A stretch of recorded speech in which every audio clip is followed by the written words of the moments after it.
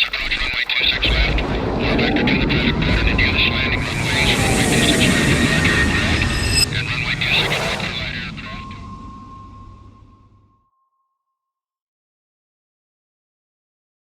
Good morning, gents. Hey, boys. Good morning. What should we talk about? Should we get some housekeeping out the way? Yeah, let's do why it. not? All right, so we have decided we're going to take July off. I think we deserve it. Yeah. We've been going flat out for, just over 6 months now. Yeah, since December. Yeah, so we'll take July off. What was that date we decided to come back? I think we're talking about 5th of August. 5th of August. So we've got a live show on Tuesday that we'll do this week. Yes. That's with John Kearney. Yeah. Tune in for that one. And then, July off. You know what? It's not so much that we need a holiday, need a break. It's not what it's about. We've got quite a lot going on at the moment in our work lives at Samero. We've got there's stuff that I want to do to help improve the show. And that's the thing that's been biting me lately. I've got a whole bunch of books I've lined up there, things I want to read. There's a few online courses that I want to do, but I haven't actually I don't get the chance to actually do them because I'm preparing for the podcast. So I need to actually get that stuff done so we can improve the show. I'm sure you guys are the same. It's just, it's a much needed break. I think so. I mean, it's certainly time to just take a step back, have a sort of a, quick deep breath, reflect on things, take a look at the show, see what can we do in the next couple of weeks to maybe come back with a bit of an improvement as well. A definite improvement. Yeah. The problem is, the challenge that we faced with is that we know we want to improve things, but the shows come around so quickly. Yeah. that I've got definite plans that this is what I want to do and I want to think about this, and then before I know it, the next show's on. Yeah. So it's going to be great from that perspective. Yeah, I'm looking forward to that, and I suppose you get this wave of feeling like I hope we're not letting anyone down here, and I hope everyone kind of understands. Just even Rogan takes some time off, so Everybody has to. Everybody has to sometime. That's for sure. So we'll take a bit of time, or just July, and then we'll be back, and then of course we'll still run the two shows parallel. So we'll do the studio-based show, and then of course the live show, which is going really well. And got a few interesting people lined up for the next series. But how cool was this Tuesday? It was brilliant, with man. Jonathan Collins. It was really, there's guys out there that are dealing with things on such a deeper level, more than just having lost their jobs or being made redundant, or this kind of thing. There's and that's what struck me there was everyone. So many pilots have lost their jobs, but this guy, he's lost his medical a month before COVID. A month before COVID. He's trying to get it back. Yeah. I'll leave all those details in the show notes, so if you want to check that out. I think anyone who's listening to this who hasn't listened to that show, there's so much to take from that show, just listening to Jonathan. Just how the impact was to him, how he dealt with it, how he had to deal with it with his parents, how he kept it a secret. That he went through hell. Yeah. But on the other side of it, he's changing the world. Yeah. He is, because to a level he is. He speaks so well, and he could be such a good spokesman for type 1 diabetes in the flight deck. Yeah. And we're gonna do whatever we can to try and. I just really enjoy his sort of positive approach to this whole thing. Just not being beaten by it. So cool. I'm gonna take it on the chin and fight this bit by bit, but fight I am, and I just love that. I really do enjoy that. Yeah. What a cool oak. Yeah, man. So that was a cool show on Tuesday. Another one, as we said, with John. This one will be good. Yeah. Looking forward to that, and then our break. So, I got a few. What are you guys gonna do in that break? I mean, let's talk about it for a sec from a productivity point of view. One of the things with this podcast, it started off, we said, we almost downplayed how much work was going to be involved. Let's not kid ourselves. I mean, we thought you plug a few microphones in, we can just do a show. And as you get better, you start to realize how much you're kind of leaving on the field, if that makes any sense. So every time I finish a show, I always think that show was a bit more shit than it should have been. You know what I mean? Like, it should have been better. I should have said this. And I've got words in my head and I couldn't get those words out. But the only way you can work on those things and improve those things is to go and do some work on the side. At the same time, pushing through. Yeah. So we all know that we could have said something better, articulate ourselves better, could have brought this news better, could have been more positive sometimes when we were maybe come across negative. So all of those things. So you love the show. And I think we've always been very chuffed about what we're putting out and the fact that we're putting something out every week and twice a week. But at the same time, you do say, oh man, I could have done this better. I could have just, if I said this differently. And that for me is going to be a big thing.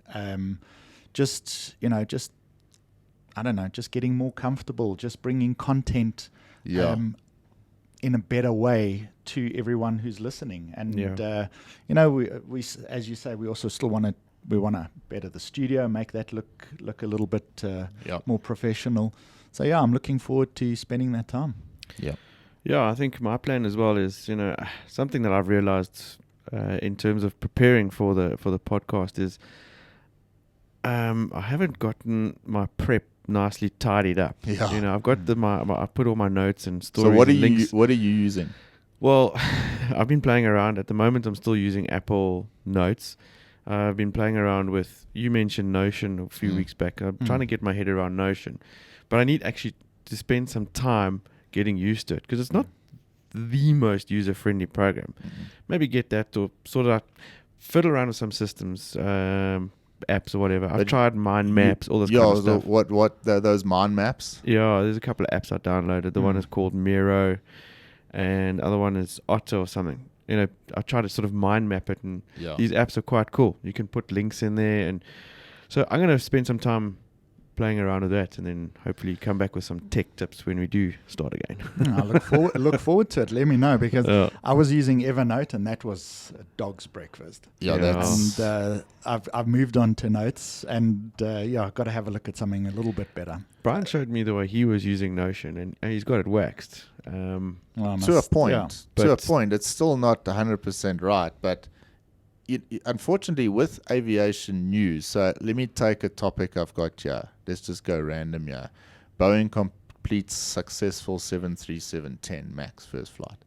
So depending on how deep you want to go into this discussion, depends on how much notes you need to have. Because I think we're beyond the point in just reading that headline. You kind of gotta have a bit of a backstory or a bit more information here. So you want to know that the 737-10 can carry up to 230 passengers. Slowly but surely you start to know and remember this stuff. But somehow when the camera's on and you're recording and you're running, it is nice to have an article to reference. But isn't that the same? That's the same in a meeting. It's the same over a Zoom call in particular. And there's a lot of talk at the moment with like Zoom fatigue, and that's a very real thing. That is a flipping real thing. Let me tell you. A meeting that you would have had normally in an office somewhere is a lot more sort of informal than what I find these Zoom and Teams and is all about. Because that meeting, you sit down and you can say how's it to your mate, have a cup of coffee, and someone says something and then corrects himself. Whereas there's this permanent pressure always on a Teams meeting to get the point across perfectly the first time, because someone else might jump in and then you've lost your you can't now talk. It's I think relating it to aviation terms, it's kind of like we would go and fly, and you'd have your flight plan and your nav log and everything done, and you were prepared for everything that was coming. You kind of got to approach it the same way. So I want to go and sort out my flight planning here, so to speak, and learn how to just tidy it up a bit and Maybe that'll help me sound better on the podcast. I don't know. Definitely. It's all about the planning. Yeah. Yeah. But planning is key. That's Yeah, for it sure. And so definitely going to work on that. I've got Jordan Peterson's latest book there that's been sitting there collecting dust. So gonna read that. Cool. And I've been doing Visualize Value with Jack Butcher. Yeah. Very so cool. I need to finish that as well. So yeah, you need time, and obviously having a 1 month old at home, also I'd like to spend a bit of time with her. So yeah, that's what we're doing, everyone. Cool. Thank you for the wonderful support. We're getting a huge amount of support. Didn't even tell you, Brett. John has given us a Patreon pledge as well. Oh, Duncan brilliant. Gillespie as well. Oh, that's so great, those guys. things help, because it really does go a long way to help us improve. Like you said, we're going to make a few changes in the studio and things like that. So thank you, everyone. Cheers, thanks to guys. That's brilliant. Appreciate it. Man, that's good. Let's jump on to the SAA stuff right now. Not much to say, really. It's all still up in the air. A lot of positive stuff, a lot of negative stuff. Nothing has really changed since we first heard the news. Yeah. Other than Harith, who's involved in the consortium, they were interested in buying Saks, which scares me a little bit. they were genuinely looking at Saks, and now the whole Fly Saks deal, which was the ex-employees that are trying to buy the airline, they're now at a bit of loggerheads because this was the investor that they were relying on, and that investor obviously no longer interested in SA Express because they're interested in SAA, which is what I would do if I was running Harith as well. But yeah, interesting. Well, they got to deal with because little Bantu Holomisa from the UDM. So now he's put in an urgent court application to set aside this whole deal. He calls it corrupt, and he's taking it to court. So he's already been and laid the charges and that. So that's going to be interesting to see what's going to happen with that, because when you start a new business, the last thing you need is a lawsuit before you've even started operating. Yeah, that is a tough one to work through.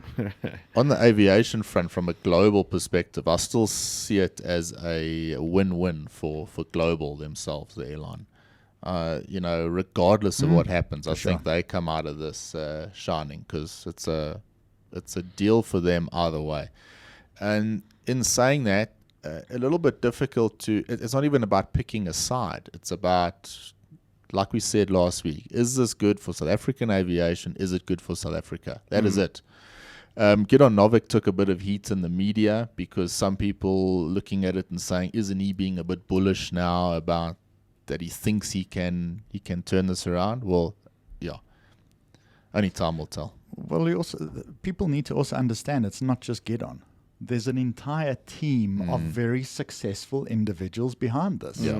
So, I mean, whether it's Gidon, whether it's the CEO of Ethiopian, the CEO of Turkish Airlines, whoever might have been interested or potentially could have taken this over, it's they're always going to take heat. Doesn't matter whether you say yes, whether you say no, you're going to get into shit. Yeah. So, I mean, he's got to be prepared for that, and I'm sure he was. But there's a massive team behind him that is supporting him. No, look, I think they stand a fairly good chance. I mean, at least it's a bunch of guys who are well versed with aviation, experienced. They've done and made or built airlines before. It's not like what was that crowd, Santaco, the taxi association, trying to pull in now and say, okay, we're going to run SA now. So, there is one of those, but it's not called Santaco.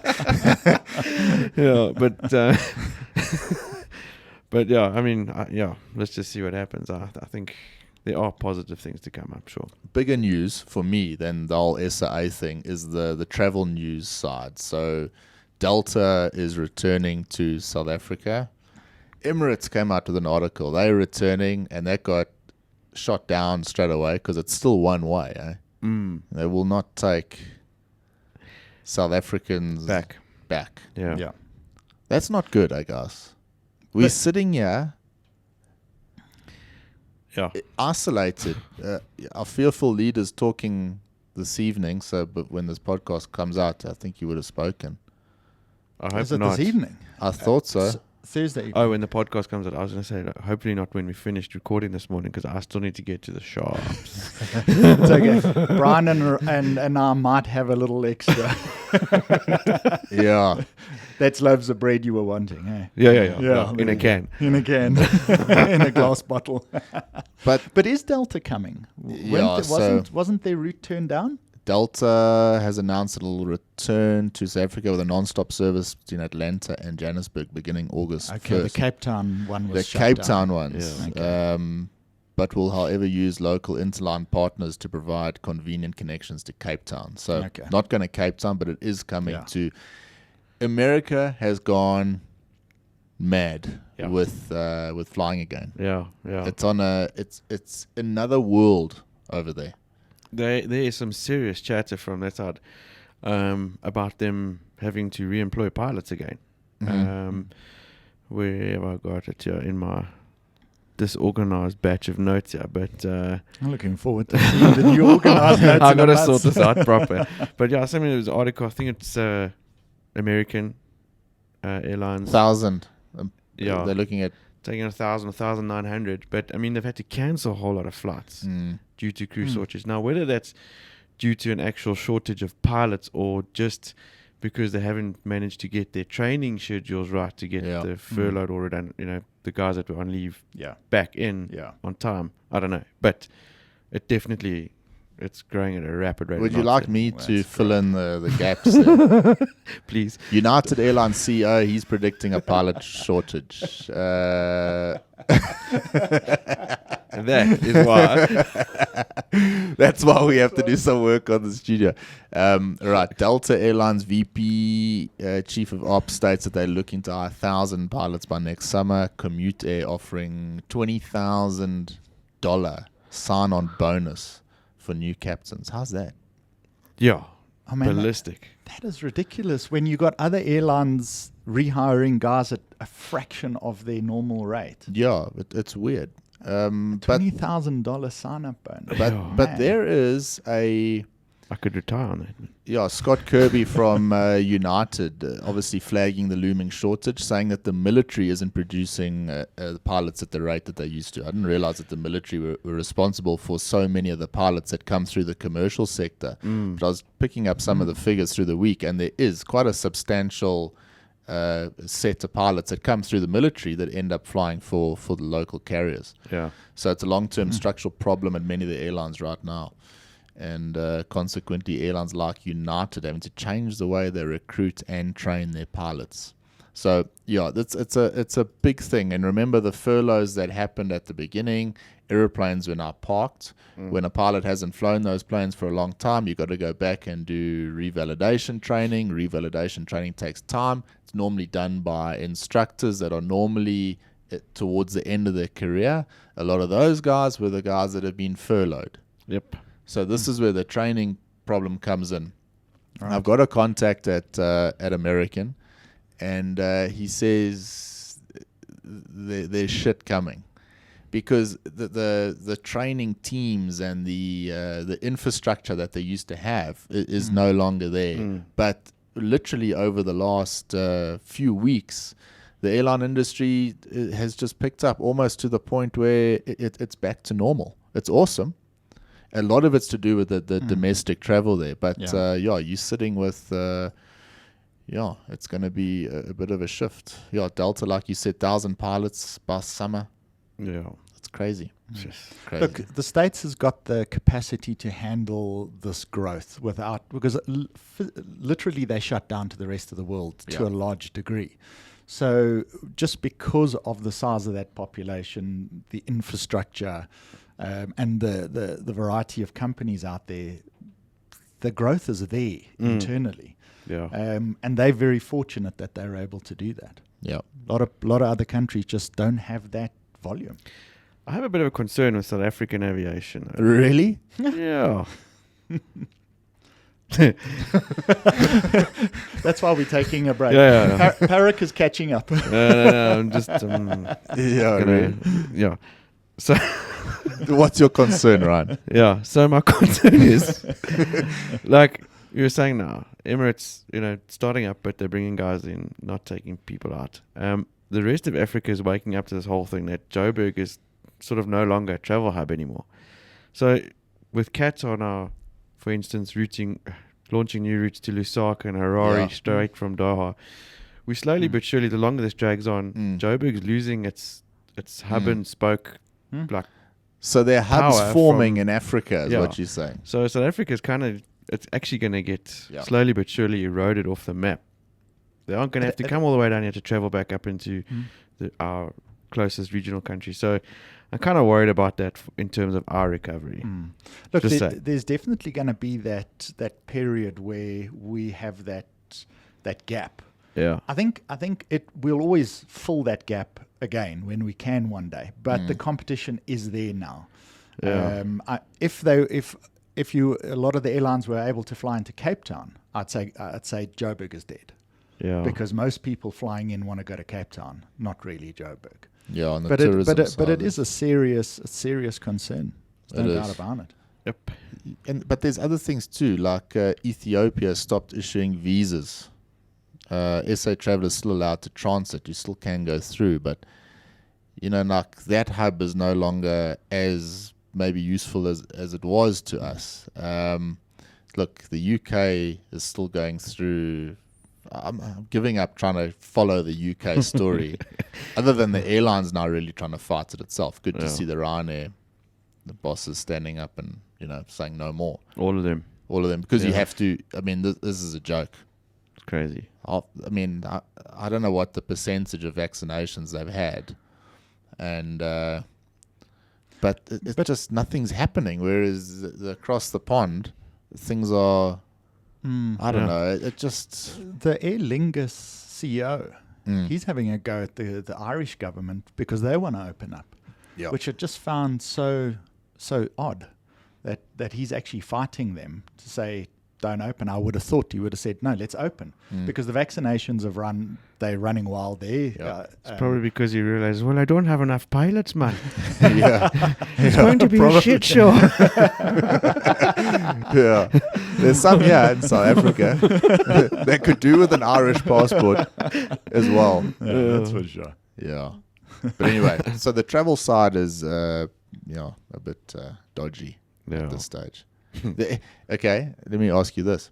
Okay, so the one thing, so many of my mates, whenever they go overseas, who are you flying with? Oh, Emirates. Everyone's always going on Emirates for the last 5 years. That's cool. It's a great airline. But I would pay extra money, not a huge amount extra, but definitely a few extra, 3, 4, even 5,000 rand to go straight to where the hell I want to go. Yeah. Had a mate going to Paris and he's going via Dubai. Oh, the Via flights are the Oh, worst. that's a Man. shocker. You think, are you crazy? But now, because Emirates is no longer the sort of preferred carrier, right? Here, let's face it, because you can't use it. So Air France, the KLMs, people are going to start getting used to this vibe again by just going to where the hell you want to go. Yeah. If you got to go to holiday in Europe, you're kind of going to look at it now and to say, well, who's flying where? Well, if KLM take you to Amsterdam, you say, we're going to Amsterdam on holiday. Whereas before, with Emirates, it was literally you go anywhere. Now we're a bit more restricted again, which is how it used to be. You went to Paris. You got spoiled. You went to Paris because Air France fly there, or SA used to fly there as well. But it was one stop, and it's such a breeze going there one stop. I mean, traveling. I know. I mean, these hub and spoke.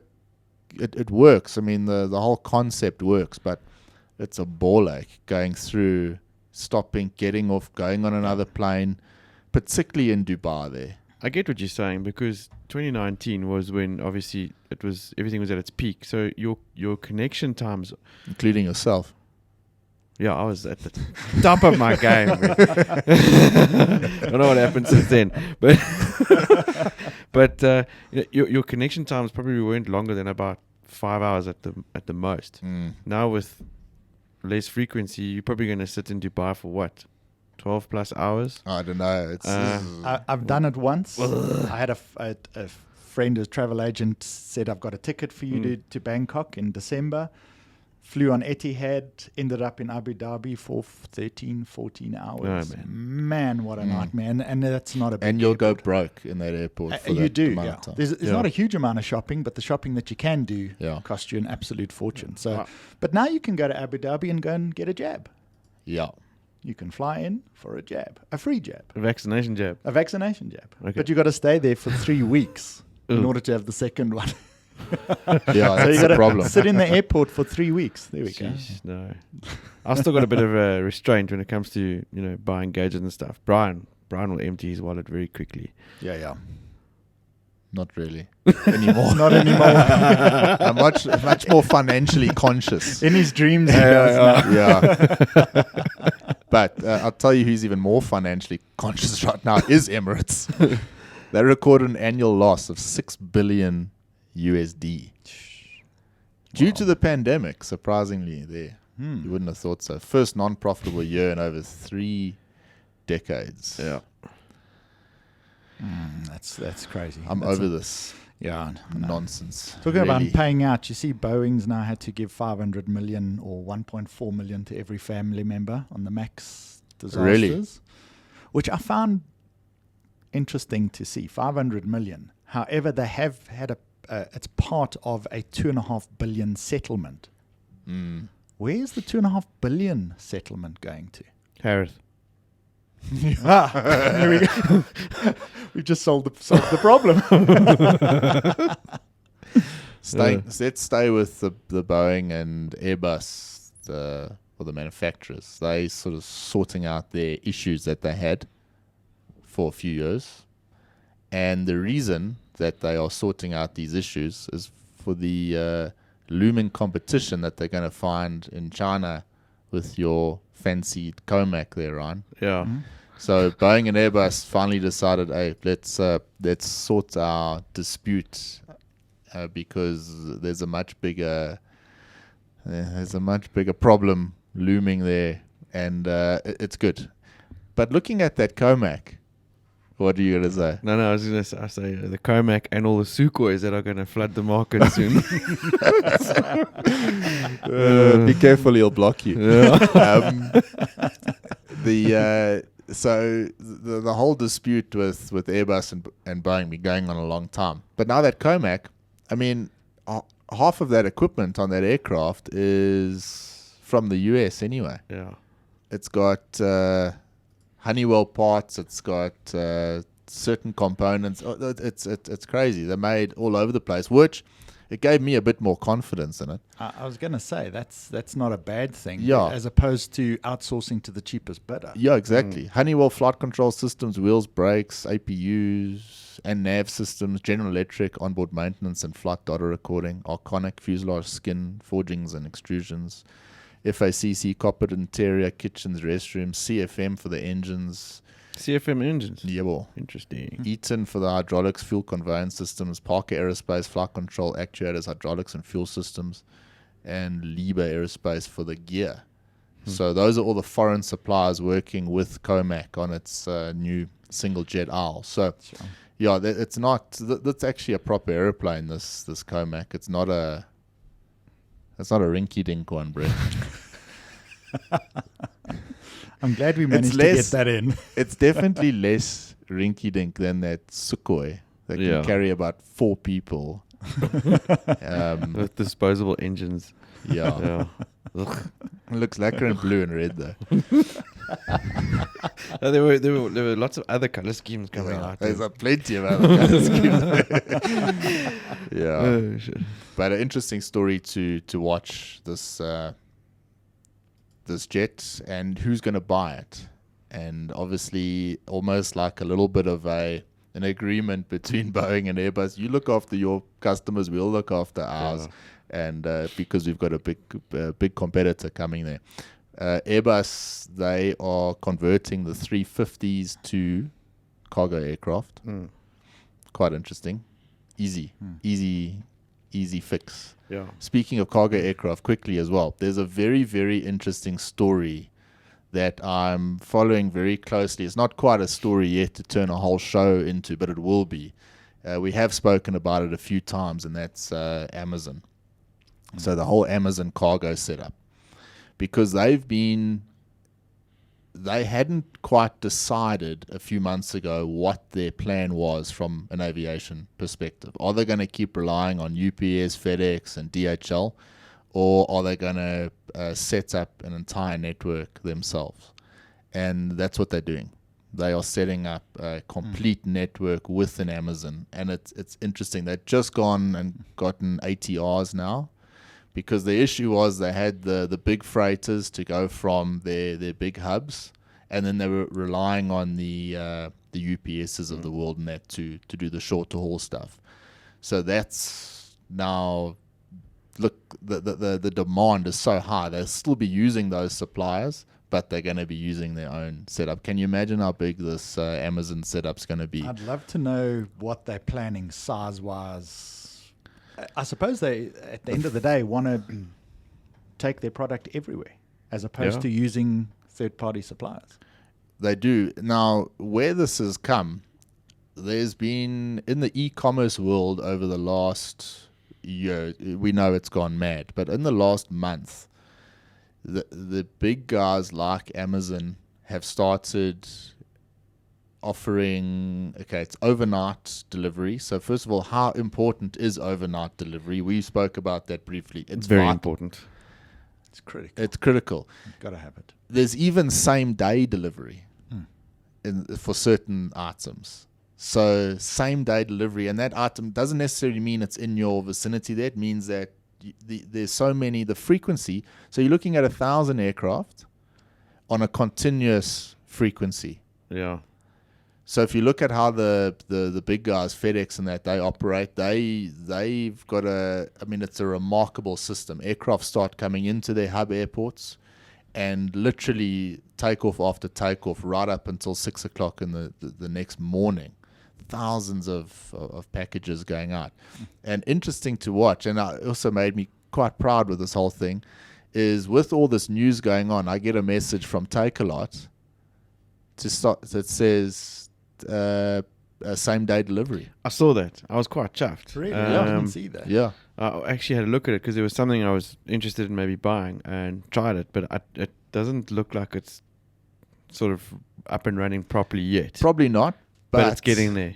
That's at cool. least they are Listening keeping to the with podcast. that world Look, standard. they are getting close to it, because if the product you've ordered if you're in Joburg and you've ordered it and the product is in the Joburg warehouse, you can get it within 48 hours. Yeah. So same-day delivery is not such a stretch if they, just organize their whole distribution channel slightly better. That's all that they've done. Yeah. Or maybe what they're doing is same-day delivery for certain items. Yeah. Not everything. No, Yeah. certain items right now, but look, it's going to go that.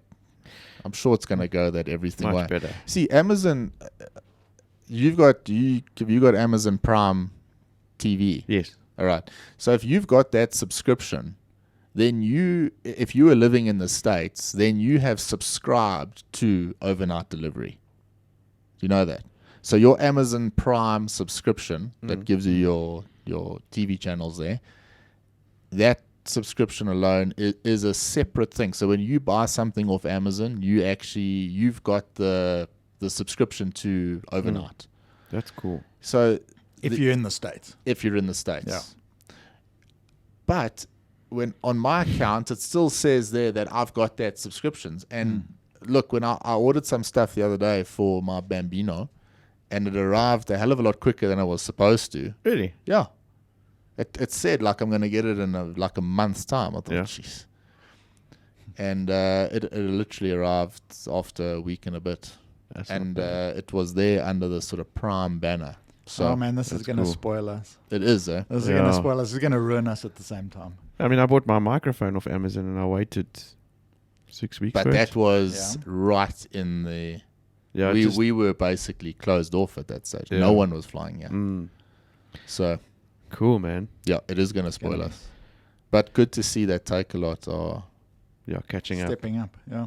I'm trying to force another big cargo airline here in South Africa. So I'm talking about Takealot. Takealot could run, if they can run a e-commerce business like they have, they could run an airline. Yeah. certainly is possible. Where's this going? We need a big. So you got Amazon aircraft 767s, 777s are getting ATRs flying every minute in the States, flying e-commerce stuff around. We need a cargo airline flying 747s in South Africa. We need a nice Take-A-Lot 7.6 maybe. Yeah, maybe a good 7.4. There's a few CRJs that could be good for the shorter haul stuff sitting outside you at the Null. Yeah. Hey? I'd work for them. That's plausible. Yeah. I mean... Why don't we start it? Yeah, that's what everyone's saying. If it's so easy, you guys go do it. It's not so easy. It is not so easy flying, starting up an airline. No. That is why I've been quite critical of a certain startup that is supposed to start flying Sukhoi, because it is not that easy just to rock up without any aviation acumen and I'm going to start an airline. Well, it's kind of like a bit of a middle finger to everyone in the industry because if you thought it was that easy, buddy. But if you've had a meeting in Midrand, and there we go. They met with the CIA, so now it's done. It's like a couple of weeks time. Depends 100%. How much ZAR was handed over the table, or USD, or Bitcoin. I'm not sure enough could be handed over. No. Anyway. Enough about that. All right, so for me, that the big thing this week, what we need to watch, obviously the e-commerce side with Amazon, it's a massive story developing. We'll keep an eye on the manufacturer side with Airbus and Boeing and the Comac.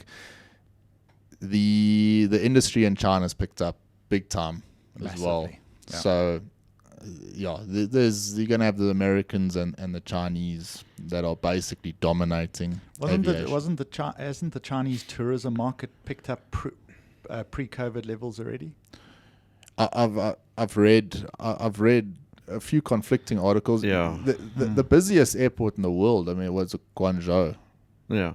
By quite a big distance. You see the frequency of flights going in there. It's quite remarkable. Yeah. But they're growing at such a rate anyway, so you can't really use 2019 levels because it's not the same playing it's field. not the same playing field anymore. So we'll keep an eye on that. From our side, everyone, just want to, for the first half of this year, just thank you so much for the wonderful support. The podcast has definitely gone to new heights in terms of who we're reaching now. And we're getting so many nice emails and messages of support from particularly the expats around the world. Yeah. And it really is fantastic. We, I suppose it almost feels like I just don't want to feel like we're letting people down by taking this break, but I know everyone will understand that. Please keep sharing the podcast, likes, just send it to anyone you think might enjoy it. It does go a long way. Like and follow us on social. Best place to contact you guys, LinkedIn, I think. Yeah, definitely. Ryan's on Facebook a lot as well. And everywhere, man. Yeah. And the live show goes off on your Facebook now as well. Yeah. So that's quite cool. Yeah. Reaching a few more people. The reach of that's gone quite big, so nice to see. And one more live show on Tuesday, then the break. I'd like to thank you all. Have a wonderful weekend ahead. Any last words from you guys before we take our break?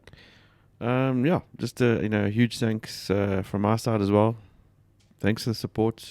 We value it. And we will hopefully be back with a bit more of a bang in August with some improvements. No, we will be back. Yeah, looking forward to it. And with a lot of improvements. Yeah. Enjoy the break, guys. No, absolutely. And from my side, I think the last 6 months for the Brian Air podcast and Brian Air Live has just gone so much more in depth into real, not just news topics, but like real life stuff. We've had a lot of, especially on the live show, a lot of really great guests that have added so much value and brought their experiences and things that that have touched people. Yeah. And for me, that is just so brilliant. And I'm so excited for the next 6 months of what we're able to bring to everyone. Yeah, me too. Have you got a final? Let's give everyone a final tech tip off the top of our head. What have you learnt in the last 6 months? Jeez, Doesn't have to be about the podcast. I'm putting you on the spot, but no. Look, what haven't you learned? I mean, gee whiz, it's what would be number one? I have one overall tech tip. yeah. Do whatever Brian does. Because he researches it to such an extent. Yeah. My big one has been the way we can consume content these days. Yeah. If there are podcasts out there that add value, that truly add value, and there are plenty of them. You jump in your car, you spend a certain amount of time in your car every week. If you use that time to consume that content, and my belief is that things are going back to audio favored things as well. YouTube has been quite, taken a bit of heat about being restrictive in certain ways. And let's face it, you can't watch a YouTube. I know some people do, but you should not be watching a YouTube video in the car.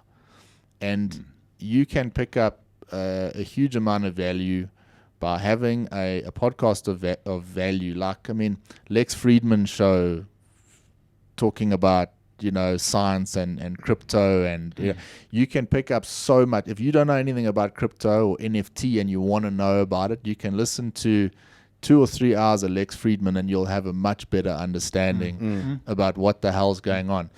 Over 1 week, if you say, I'm going to listen to Lex on the way in the car, you can do 2, 3, 4 episodes. And it is so much better than listening to the radio or the news channels. Listening to all the man, that You these cannot listen to the radio. You can't do it. Please stop listening to the radio. And stop watching the news. Yeah. Please. I mean, more to that, you don't get any of those crap adverts that they blast out on the radio. All the crap music. Just quickly around a word to our sponsors. Sorry.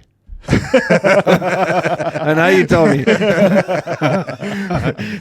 No, but it's true. I mean, the podcasts get right to the point. They're very focused in on a subject, and that's my thing. You can consume a hell of a lot of content, and it's more than that.